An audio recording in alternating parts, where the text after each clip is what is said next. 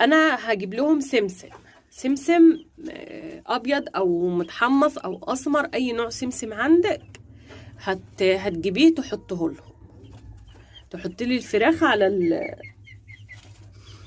على العلف ده، بيشدهم. عندك شويه حبه البركه، تمام. هنعمل فيديوهات بكل ده معانا، بس انا دلوقتي يعني ايه المتاح معايا. انا حطيت لهم العلف، والعلف لوحده بروتينه جميل جدا، بس عايزين نزود القيمه الغذائيه بتاعته. معاكي بيضه، معاكي شويه اول يوم ده بيضه بتفركيها كده، بتمسكيها تفركيها على العلف وتنعميها لهم كده، وتخليها العلف منشع بيها كده. يعني حتى لو حته بيضه، يعني مش لازما البيضه، البيض جميل جدا بيرفع قيمه العلف وبيرفع قيمة العلف. وغير ان هو بيرفع قيمة العلف، ريحته بتجذب الكتاكيت والفراخ ان هي تجري على